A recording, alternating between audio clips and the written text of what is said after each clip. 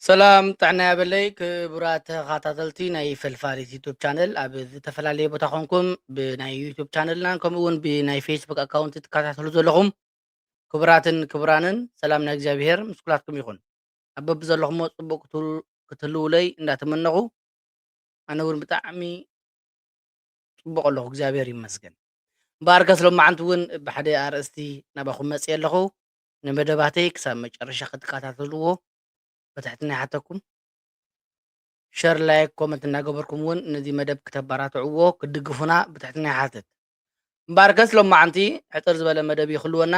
ፕሊስ ክሳብ መጨረሻ ብፅሞና ክትከታተሉኒ ናብ ብዙሓት ሰባት እውን ሸር ክትገብሩለይ በትሕትና ይሓተኩም እምበኣርከስ ሎማዓንቲ መደብ ሌላ ኣገልገልትን ምስ ኣገልግሎቶምን እዩ ዝብል ሌላ ኣገልገልትን ኣገልግሎቶምን እዩ ዝብል ሎማዓንቲ ኣርእስቲ ናይዚ መደበይ ሓደ መምህር ከላልየኩም እየ እዞም መምህር እዚኦም ኣብ ዝሓለፈ ብተወሰነ መልክዑ ሽንጥፍ ኣቢልናዮ ሓሊፍና ነርና እቲ መደብ ብዛዕባ ካልእ ስለ ዝነበረ ኣብኡ እንከለና መን እዮም እንታይ ዓይነት ኣገልግሎት የገልግሉ ንዝብል ንእሽተይ ሸንጢፈይ ነረይ ብዝያዳ ግን ናቶም ናይ በይኖም መደብ ክገብረሎም መደብ ስለ ዝነበረኒ እግዚኣብሔር ፈቂድዎ ሎማዓንቲ ሰዓት ተኣኺሉ ኣሎ ናይዞም ኣቦ ኣገልግሎቶም ከላልየኩም እየ ሓቢርና ንከታተል ክሳብ መጨረሻ ሸር ግበሩለይ ፕሊዝ ብሓፈሻ ክቡራት ኣቦታት ኣሕዋት ኣሓት ኩልኩም ኣብ ሙሉእ ዓለም ትነብሩ ኤርትራውያን ኣቦታትናን ኣዴታትናን ኣሕዋትናን ኣሓትናን ከመይ ኣለኹም ዘኪርኩሞም ክትኮኑ ተስፋ ይገብር ኣብ ዝሓለፈ ኣብ ዳባት ንዝርከቡ ኤርትራውያን ስደተኛታት ኣሕዋትናን ኣቦታትናን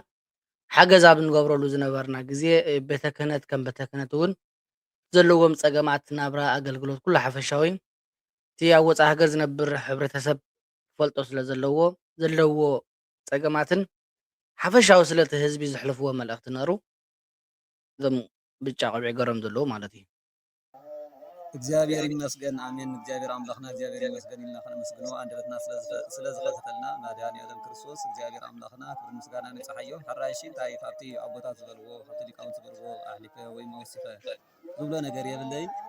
ብሓፈሻ ከምዚ ትሪእዎን ትሰምዕዎን ኢኹም ዘለኹም ኩሉ ግዜ ሚድያ ተዝኮነን ዘሎን ዝንገር ዘሎ እዩ ንኻትኩም ትከታተልዎ ኣለኹም ኢኹም ብሓፈሻ ግን ንሕና ኣብዚ ዘለና ሓገዝ ብቅርሺ ጥራሕ ዘይኮነ ንሕና ሂወትና ክዕቆበሉ ብዝኽእል ባይታ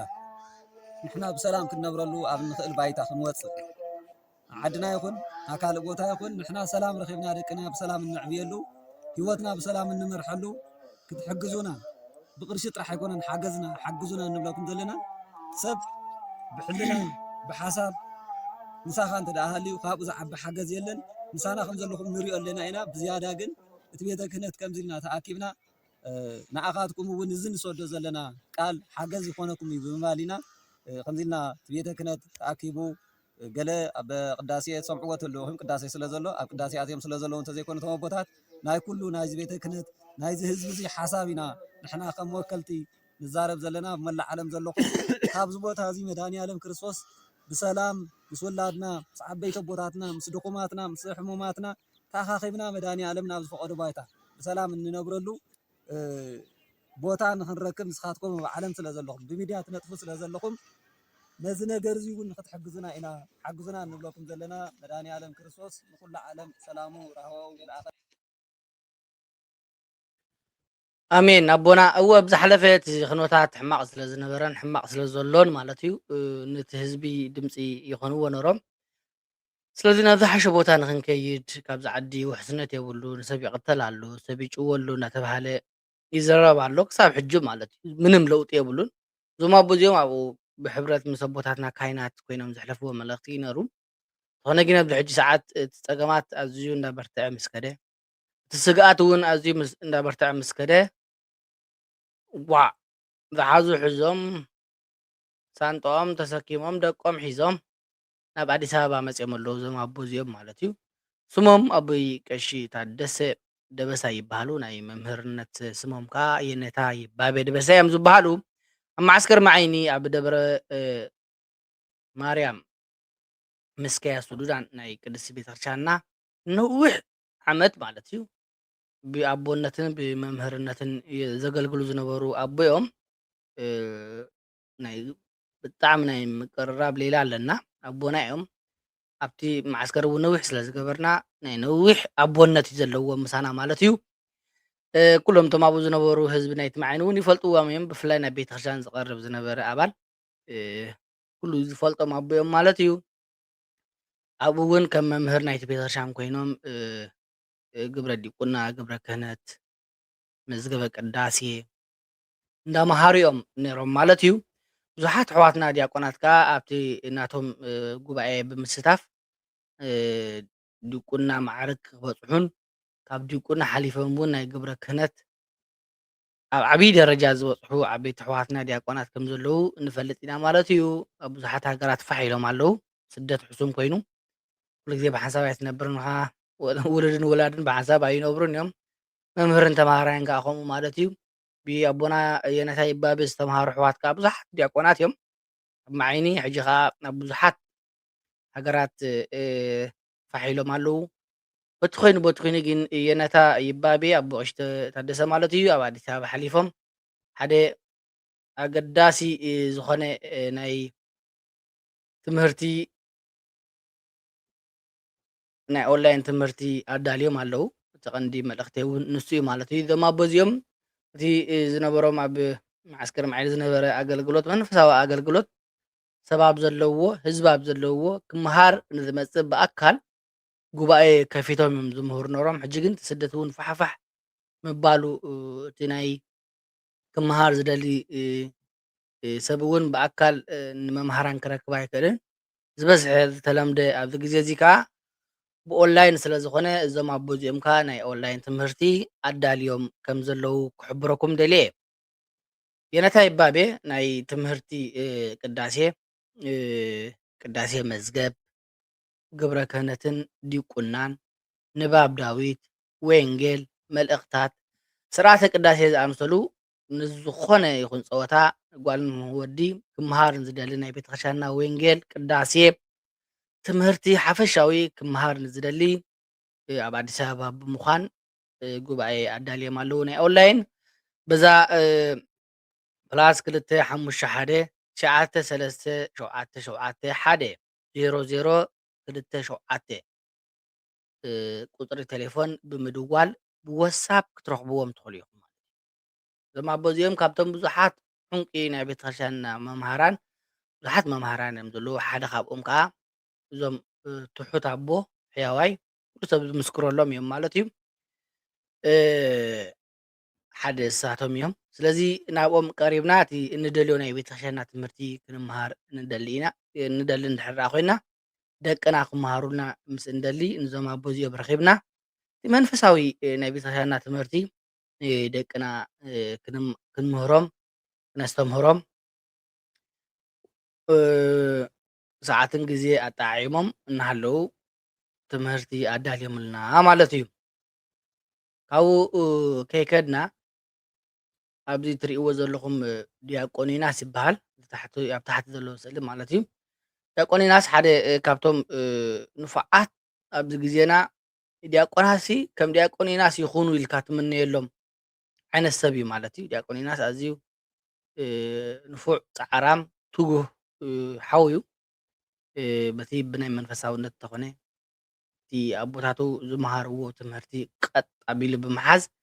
ንእግዚኣብሔር ብናይ ዲቁና ኣገልግሎት እንዳገልገለ በቲ እውን ፅዒርካ ብላዕ ስለ ዝኾነ ፅዒሩ ቢዝነስ እንዳሸቀጠ ናብርኡን ናብራ ኣሕዋቱን ዝኣሊ ዘሎ ብዓብዪ ከዓ ናብራ ሂወቱ ዝኣሊ ዘሎ ኣዝዩ ቅዱስ ዝኾነ ኣገልጋሊ እዩ ማለት እዩ እዚ ንፉዕ ዝኾነ ዲያቆን ፍረ ናይ የነታ ይባቤ እዩ ትሪእዎ ዘለኹም ኣቦና ኣብዛ ማእኸል እናሃለዉ ብናይ ዲቁና መርሃ ግብሪ ማዕርግ ካብ መጀመርያ ታተይሎም ምሂሮም ኣብዚ ሕጂ ዘለዎ ቁመና ዲያቆኒናስ ክኸውን ዝገበሩ ሓደ መሰረት የነታ ይባቤ እዮም ማለት እዩ ስለዚ ደቅና ከም ዲያቆኒናስ ትጉህ ንፉዕ ንቑሕ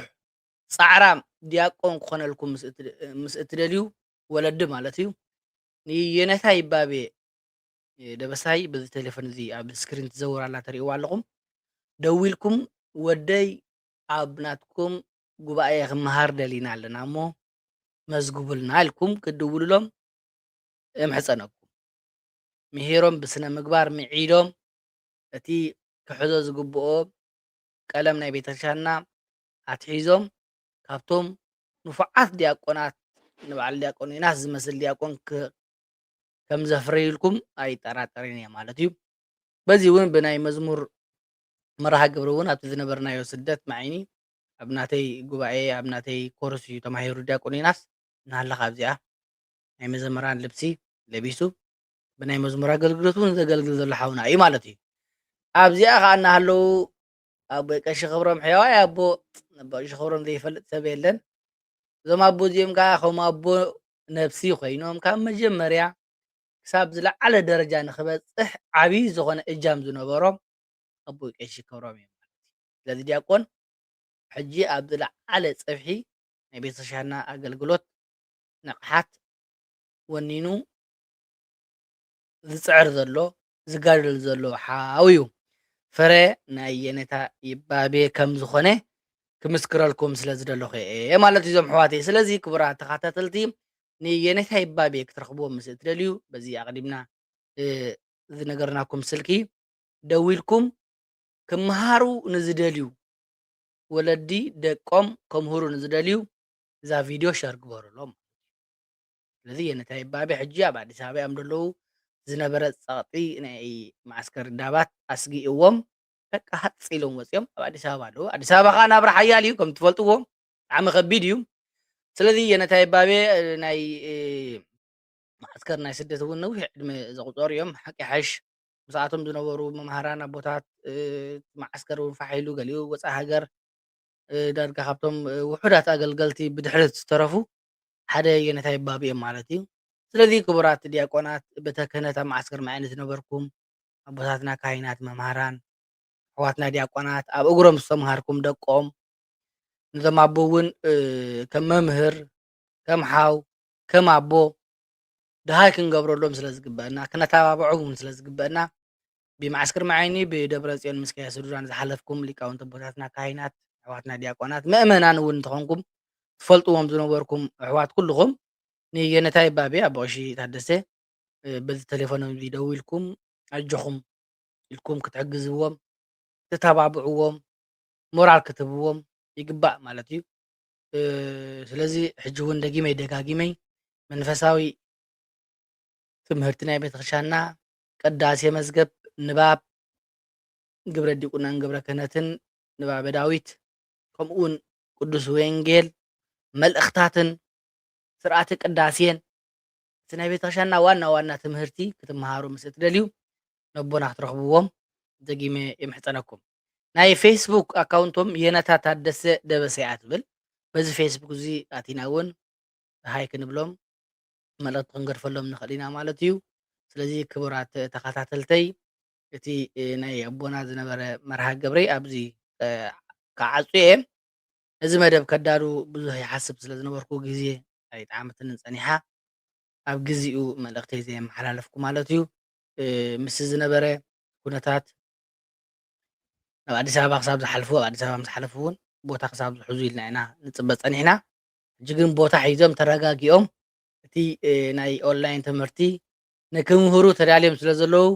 ከይወዓልና ከይሓደርና ክንመሃር ንደሊ ደቅና ክነምህር ንደሊ ነቦና ረኺብና ኣብቲ ናቶም ጉባኤ ክነምህሮም ደቅናን ወይ ከዓ ንባዕልና ክንመሃርን ብድጋሜ ፃውዒተይ የቕርበልኩም ኣለኹ መደብ ሌላ ምስ ኣገልገልትን ኣገልግሎቶም ዝብል መደበይ ሎማዓንቲ ኣብዚ ክዓፁ እየ ነቦና ከዓ ነዊሕ ናይ ዕድመ ኣገልግሎት እግዚኣብሄር ክህቦም እናተማሕፀንኩ ኣብ ዝቕፅል መዓልትን ግዜን ከዓ ብካሊእ ዓይነት ትሕዝቶ ዘለዎ መደብ ክንቅልቀለኩምና ከም ፈቃደ እግዚኣብሄር ክሳብ ሽዑ እግዚኣብሄር ምስ ኩላትና ይኹን ነዚ ዩቱብ ቻነለይ ሓደሽ ዝኾንኩም ሰብስክራይብ ብምግባር ቤተሰበይ ክትኮኑ ምሕፀነኩም ኣገዳሲ ትብልዎ ርእቶ ምእረምታ ኣብ ቦታ ኮመንቲ ክትገድፍለይ ይከኣል እዩ ይቐኒለይ ሰላም እግዚኣብሄር ምስ ኩላትኩም ይኹን ቴንኪዩ